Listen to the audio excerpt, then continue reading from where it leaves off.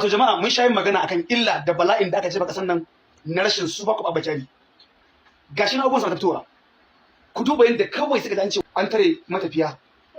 mafarauta a Oromi an gama da su ba wani labari a Benue shekaran jiya an kashe matafiya mutum biyu har da gidan malamin kalin da yake labari ba labari a Plateau an je cikin tsakar dare an kashe Fulani an ce musu yan ɗaya kabilan ne an kashe ɗan kai kabilan an ce Fulani ne matafiya sun je wucewa yaran ɗaya rubuci an kashe su matafiya sun je wucewa yaran waya an kashe su sojan janar din sojan Najeriya janar da ƙari ya je sun kashe sun jefar da shi kwana nan yan zare sun je galla su ce yan ɗaurin aure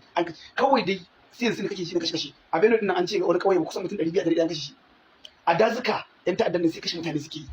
sai kuwar ƙauyuka suke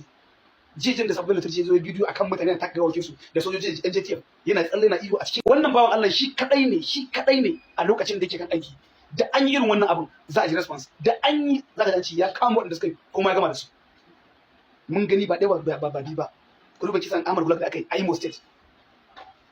ku duba yaran karancin da aka kama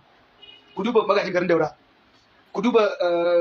Alas Bade irinsu ba adadi wanda an yi abin yau za a yi abin gobe zai tattare duk wanda suka wani abin ko dai ta farar da su saboda duniya su ma ko kuma ya kawo su da dai abba kyari kuna kallo an ji an garkame shi kusan shekara 3 kenan yanzu ana ta masa tuhuma banza da wufi mara amfani ga gwamnonin da aka kama su dumu da rikice kishan addini a garuruwan su da sashen kuɗi irin su dadiye irin su dole inyami amma Buhari ya sallame sai ya mafe musu